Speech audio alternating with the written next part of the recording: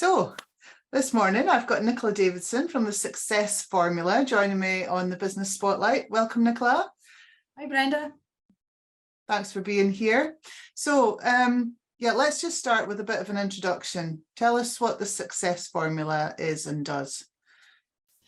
It's a mix of two businesses actually, because I had another business called Optimul, which was business support, and I created the Success Formula in COVID off the back of a really bad burnout. So just recently I've decided to merge the two because they basically do the same thing but for different purposes. So Optimal was business support, working with business owners, helping them with strategy and structure.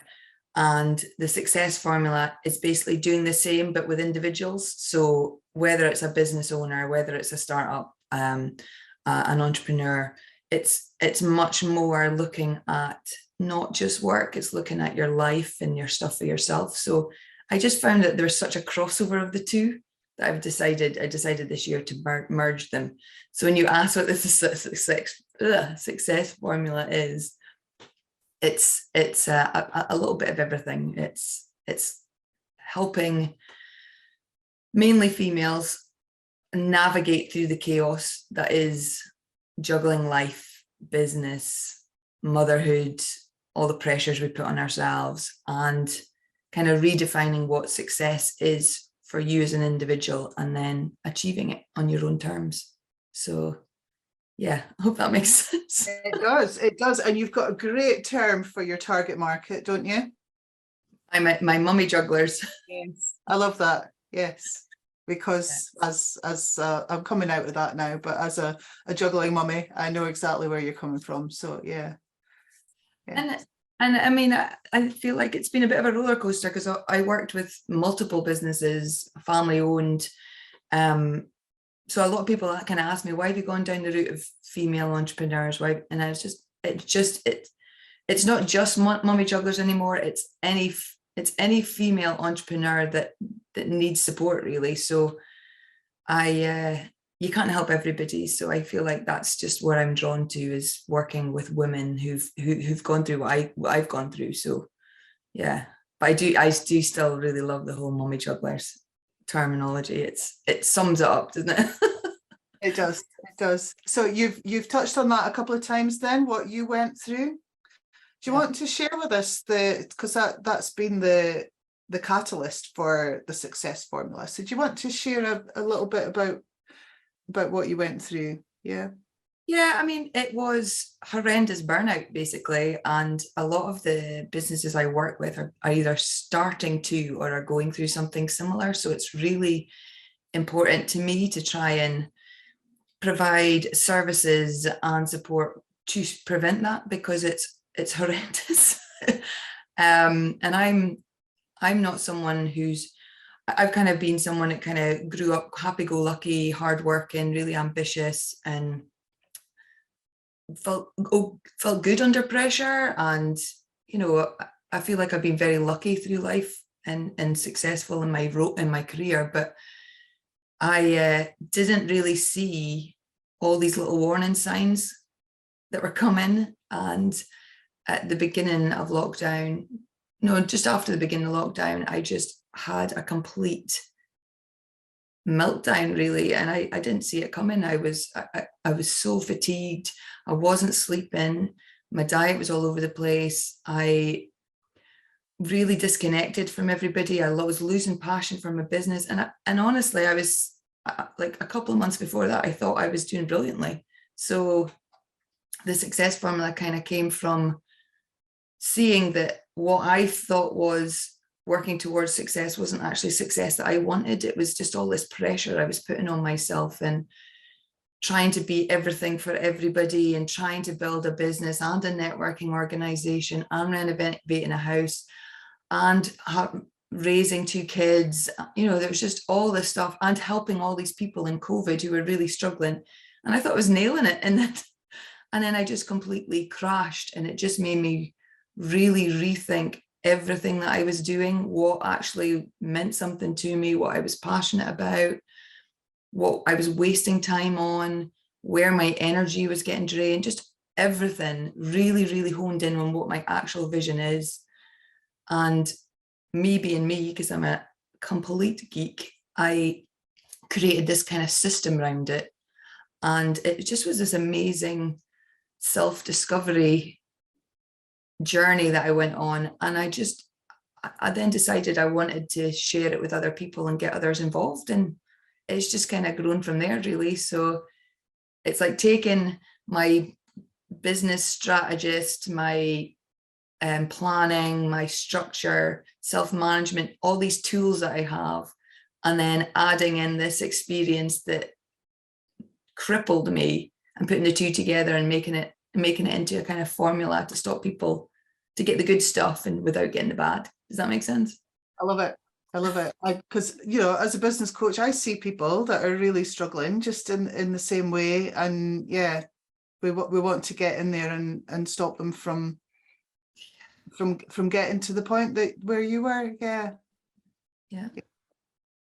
Yeah, definitely. I mean, there's varying degrees of burnout. I mean, we've all probably been through some degree of it. And I've been through little state, you know, you're heading back into it, but never experienced anything like that before in my life. And I don't want anybody else to. It's really, really not good.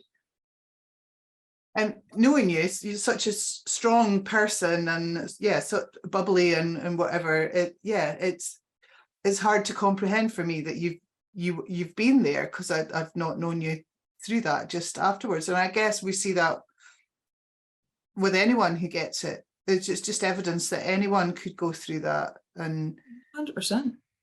Yeah, 100%. I mean, yeah, I honestly thought I was this most resilient person who could bounce back from anything, and everybody else is struggling, and I'm like, I'll help. And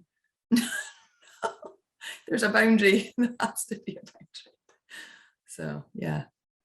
So that's what you do. That's your target market. What about the business itself? What have been the challenges that you've experienced in running a business? My first business, Optimul, was pretty straightforward. I started working with local businesses. It was all word of mouth. The services grew as I grew, and depending on what the client needed, boom, no problem.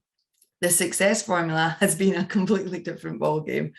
It's kind of made me uncomfortable in a lot of ways, because I am the brand, really.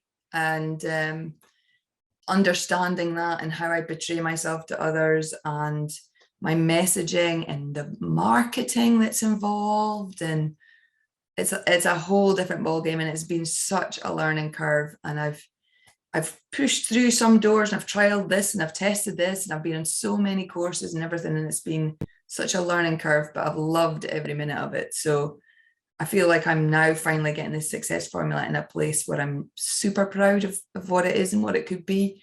But it's been definitely an amazing roller coaster this last 2 years, 100%. So yeah, marketing and the messaging, and yeah, and even though you're very clear on what you want to do, still getting the message right and getting that out there is hard, isn't it? Yeah. It's the consistency of it, and I'm really bad for wanting to do everything, and I could help in this way, I could do this, or I could do this, and I've had to do that to test out what works for my audience and what works for me. But it's made me very inconsistent, and I think that's really difficult for an audience to kind of capture. Then what do you do, or what, you know what I mean? So it's starting to get all that really defined for me just now, is what I've been focusing on this year, and really developing my services and niching in on the main ways I can help. So yeah, marketing's been when people say marketing's easy, it isn't. There's a lot to it. So yeah, hats off. And you have to market, you have to be a salesperson. Yeah. A wee bit of a glitch there with my Wi-Fi. Yeah, I was just saying, you have to be marketing, you have to be selling. So it doesn't matter what your business is, that you're a salesperson as well, isn't it? I know, and I'm rubbish at that. So yeah. just need to nail the message in so people can find me and can resonate with me without me having to do any kind of sales pitch, because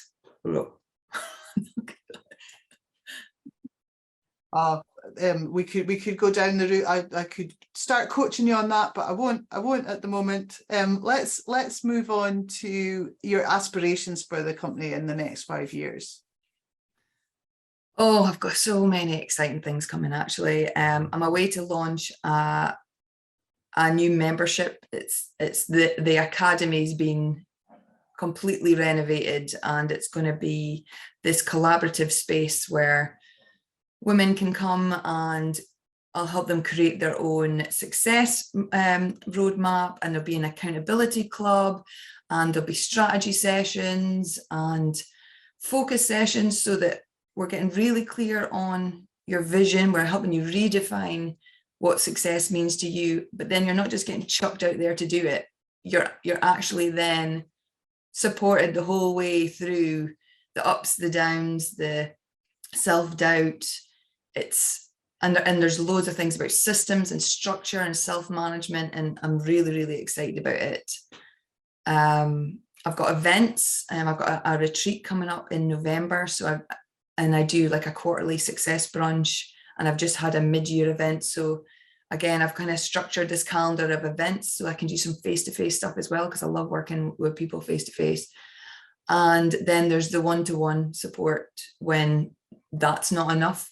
You'll know yourself, groups amazing, face-to-face is great, but just sometimes you just need eyes in your business helping you, because you can't do it all yourself. So that's my kind of 3-prong approach is where the business is going. And I've got a really exciting collaboration project with some other amazing businesses in the coming months of it's like a 90-day business program that we're going to be rolling out. And yeah, sky's the limit. I mean, yeah, I'm really, really excited about getting these things all bedded in and up and running. But there's always new opportunities, and I've got all these big ideas of working with schools and helping with getting better organized in their career and their confidence and task management and things, and really focusing in eventually on helping mums get back to work. And oh yeah, I could go on forever, Brenda. I'm focusing on my 3 just now, but I've got big aspirations for going ahead. So are you thinking of building a team? Yeah, well, I mean, you and I have spoken about this recently, actually. So I had a team for Optimul, and then COVID happened, and I rearranged the business model a bit, and I've held off because I've been going through such a transition with the businesses, because I haven't really known what I've needed. But I'd say recently I'm looking at outsourcing parts of my business, so outsourcing the financial element, and getting some support in my marketing. As we all know, I need a bit of help with that. And then I'm probably looking at someone to come in and be like a mini me. So having another person who can get involved in the membership, who can help with organizing events, who can help more people. So it's not just me. So I don't think I'm there just yet, but I'm definitely outsourcing this year. So yeah, I love having a team, actually. I like working with people. So it's just making sure I get that right and get the business and the structure in place, so that when I onboard these people, they're getting the best out of what the success formula is and can do. So yeah, I'm excited about that. Yes, it is exciting. Yeah, I love building a team, getting people that work together, that gel and can really help each other to grow as well. Yeah, fantastic. Yeah. So what do you see as the main challenges then over the next couple of years? The economy. I don't think we've gone through this crash yet. I think there's a lot to come, and there needs to be a lot of streamlining and cleverness of how we can afford to live, really, but also how we then invest our time and our energy and our money in a good way. So I want to make sure that I have services that are affordable and that aren't really like eating into your time too much, because I've been on quite a few courses myself recently, and there's a lot of noise. I feel like there's a lot of noise anyway. So I'm really determined that what I provide is value for money and people can understand why they're investing, but also they're not just getting overwhelmed with stuff. Because I, you know, you're always seeing all this added bonuses and all this extras, and it's like, yes, yes, yes. But I feel like sometimes it becomes too much and then you can't complete things. So for me, I think a challenge is making sure that I'm really clear and really clever with how I support people in a way that they can afford and they can actually spend time on that's actually going to add them value. So I think that's a challenge in itself. The marketing aspect's a challenge, finding the right people and for your team's a challenge, because, you know, when it's your own business, it's your baby and you just assume everybody's the same as you, but they aren't. More challenges. I think a big challenge for me is actually my mind blockers. I'm really big on that with everybody else, but I've got like a slight money mindset, and I have a slight self-depreciation, self-doubt thing that I think that everybody has to a point, but I've really seen it this year as I've been trying to break through with certain things that's holding me back. So I think I'm a challenge in my business. So, it's really interesting that you say that, because these are the things that you help your clients with. yeah. You know, I've got marketing clients who don't do marketing for their own business. You know, they're doing it for their customers and not for their own. It's a really common theme. So yeah, it's good. Yeah.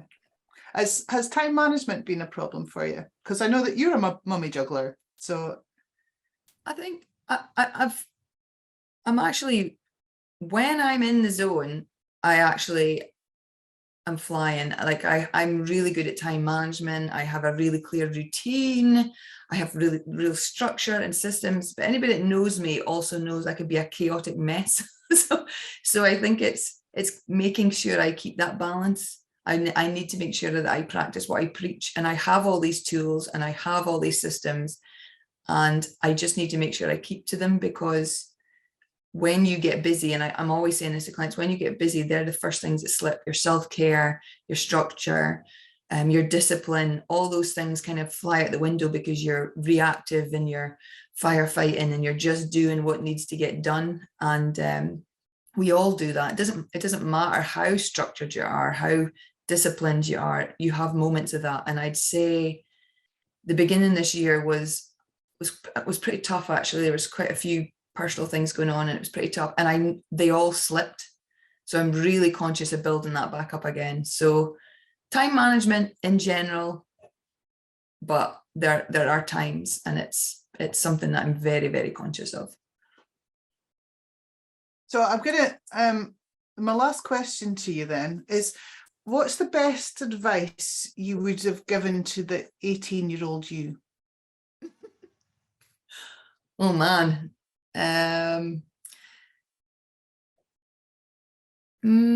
Probably believe in myself more, because I'm quite a bubbly, confident-ish person now, but I really, really wasn't a confident teenager. Really didn't like myself very much.